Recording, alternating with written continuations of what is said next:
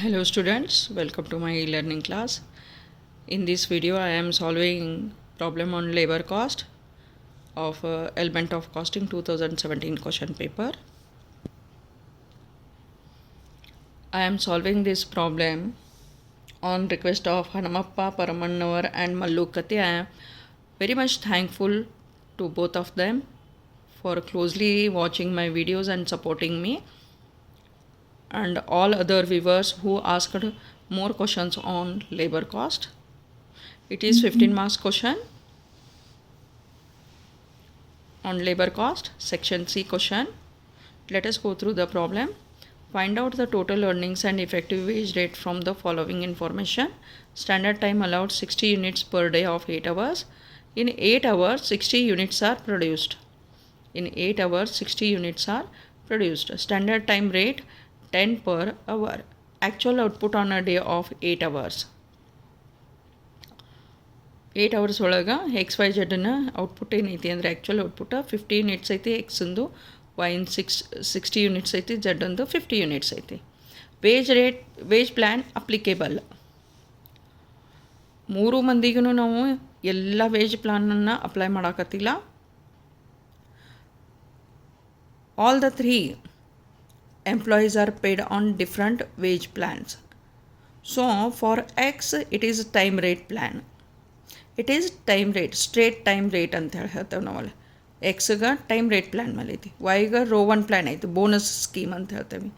Z Taylor's differential piece rate ಅಂತ ಹೇಳ್ತೇವೆ. Differential piece rate in practice 80% of piece rate below standard ಇದ್ರು ಅಂದರೆ 80% ತೊಗೊಳ್ದೈತಿ.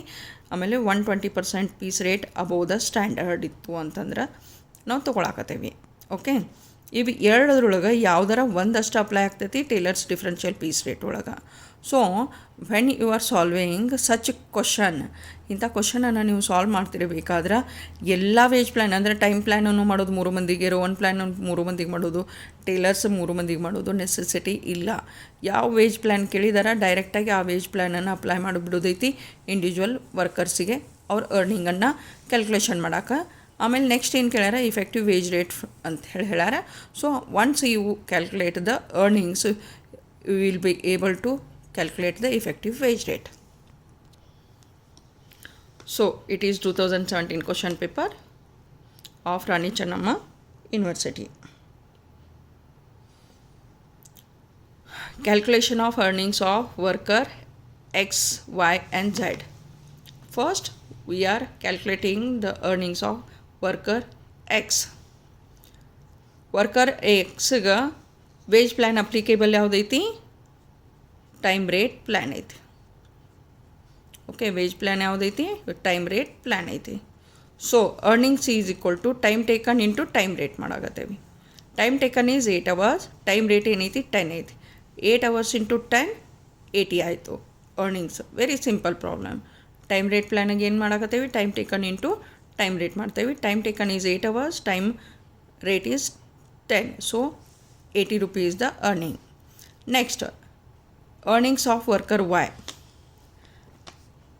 Worker Y ga Rowan 1 plan is applicable. So Rowan 1 plan ಒಳಗೆ ನಮಗೆ time saved calculation ಮಾಡಬೇಕಾಗ್ತೈತಿ. So standard output ಎಷ್ಟೈತಿ 60 units ಐತಿ, actual output ಏನೈತಿ 60 ಯೂನಿಟ್ಸ್ ಐತಿ. Both are same, actual output and standard output are same. Therefore standard time is equal to time taken. ಅದಕ್ಕೆ standard ಔಟ್ಪುಟ್ಗೆ ಎಷ್ಟು ಟೈಮ್ ತೊಗೊಂಡಿದ್ದಾನಲ್ಲ ಅದಕ್ಕೆ ಆ್ಯಕ್ಚುಯಲ್ ಔಟ್ಪುಟ್ಗೂ ಅಷ್ಟೇ ತೊಗೊಂಡಾನ. Therefore standard time is equal to time taken ಅಂತ ಹೇಳಾಕತ್ತೇವೆ. ಅದಕ್ಕೆ ಇಲ್ಲಿ ಟೈಮ್ ಸೇವ್ಡ್ ಏನಾಗ್ಬಿಡ್ತೈತಿ ಅಂದರೆ ಟೈಮ್ ಅಲೌಡೂ ಸೇಮ್ ಐತಿ, ದಟ್ ಈಸ್ ಸ್ಟ್ಯಾಂಡರ್ಡ್ ಟೈಮ್ ಈಸ್ನು ಸೇಮ್ ಐತಿ, ಟೈಮ್ ಟೇಕನ್ನು ಸೇಮ್ ಐತಿ. Therefore time saved is equal to time allowed minus time taken ಆಕತ್ತೈತಲ್ಲಿ. Okay, time allowed minus time taken ಆಕತಿ. Time allowed is 8 hours and time taken is also 8 hours. Therefore time saved ಎಷ್ಟೈತಿ 0 ಬಂದುಬಿಡತ್ತೆ. Time saved ಎಷ್ಟೈತಿ 0 ಬರುತ್ತೆ. Therefore earnings under Rowan 1 plan is calculated on the basis of the formula that time taken into time rate plus time rate into time taken into time saved divided by time allowed ಅಂಥೇಳಿ. So formula ಏನೈತಿ, time taken into time rate plus time rate into time taken into time saved divided by time allowed. time taken is 8 hours, time rate is 10 plus time rate is 10 into time taken is 8 into time saved is 0 divided by 8. ಯಾವಾಗ ಇಲ್ಲಿ 0 ಬಂದತ್ತ ಇದು cancel ಆಗ್ತೈತಿ, ಇದು cancel ಆಗಿಬಿಡತ್ತಲ್ಲೇ. Okay, cancel ಆಗಿ ಏನಾಗಿಬಿಡ್ತೈತಿ, 0 ಉಳಿದ್ಬಿಡ್ತೈತಿ. So 10 into 0 is 0. Therefore next ಏನು ಮಾಡ್ತೇವೆ, 8 ಇಂಟು 10 80 ಆಯಿತು ಪ್ಲಸ್ 10 ಇಂಟು 0 ಆಗತ್ತಾ, earnings is 80. Next earnings of worker Z. Earnings of worker Z.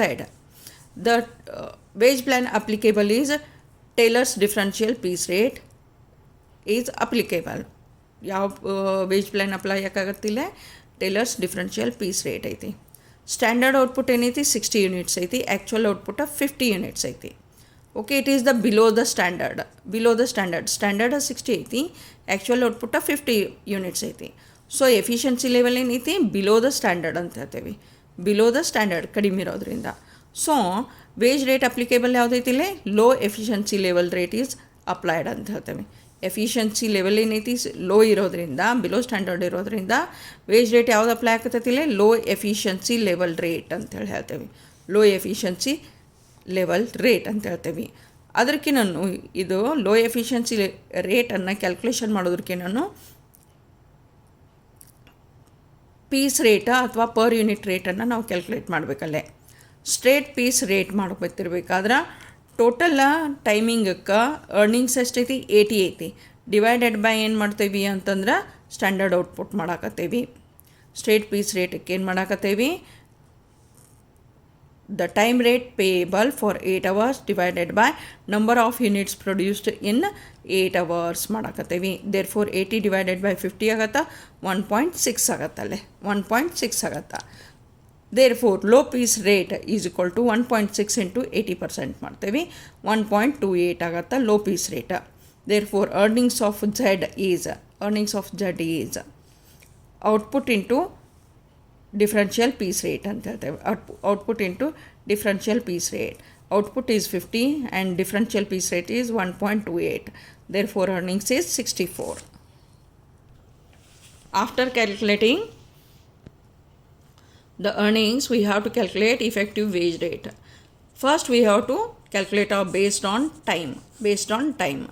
Therefore effective wage rate is equal to earnings divided by time taken. For X, earnings is 80, time taken is 8. Therefore 10 is the effective wage rate. For Y, earnings is 80 and time taken is 8 hours. Therefore 10 is the effective wage rate. For Z, 64 is the earning divided by 8 hours. It is 8. Effective wage rate ಏನೈತಿ 8 ಆಗತ್ತ. Management point of ವ್ಯೂಲೆ Z is beneficial to him. Next, effective wage rate based on actual output produced. Actual output produced ಮೇಲೂ ನಾವು calculation ಮಾಡ್ಬೋದಲ್ಲೇ. So effective wage rate is equal to earnings divided by actual output ಅಂತ ಹೇಳಿ ಹೇಳ್ತೇವೆ. X is equal to earnings ಎಷ್ಟೈತಿ 80 ಐತಿ, actual output 50 ಐತಿ. therefore 1.6 is the effective wage rate. Y is equal to 80 divided by 60, 1.33 ಅಂತ ಹೇಳಿ ಹೇಳ್ತೇವೆ. Z ಗ 64 divided by 50 ಅಂತ ಹೇಳ್ತೇವೆ, 1.28 is the effective wage rate.